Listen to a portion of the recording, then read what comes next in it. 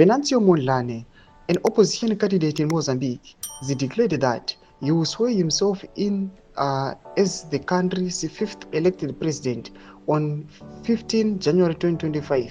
He has called on Mozambicans to prepare for the day. Sabena mashoko atona kuti the most powerful person munyika yeMozambique anoti kunyangwe akaudza vanhu kuti imbai national anthem nenguva dza 4 o'clock munhu wese nomuita kuti ari kuitei vanouya vachiimba national anthem uye achizviti ndakunozvisuya in muparliament pachigaro. Sabena mashoko munanyika panapa ngo subscribe or like or turn the bell icon.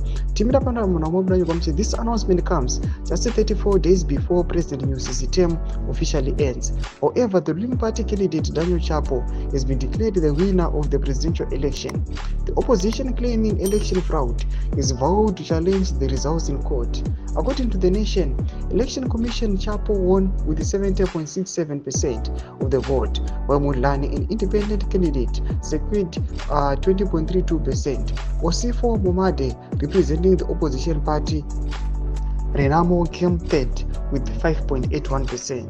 The opposition has rejected the outcome and filed a complaint with the Constitutional Court seeking a ruling of the election results. Domashwa tukona kuti aiwa tichiona vakomana ava vana Chapo vachizvipa 70%. Tichiona kuti the majority yema citizens nyangwe nemapurisa chaiwo ari kuonekwa kuti havasi kutobuda kuti munhu anozvinonzi free limo. Panguva inoi Venancio Mondlane anova mukuru weopposition munyika yeMozambique ozviti ndakunozvisuya in musi wa 15 January 2025 achiti munhu wese must get prepared. Ameno azvipere mushe tamboona kuti zvinopera sinoda kutoona kuti is the most powerful person munyika yeMozambique akaita a command munhu wese anofollowa that command. Budza mafunguro enyu muri kudii pamusoro pechitiko ichi. Pina comment section medu, subscribe or like, turn on the bell icon.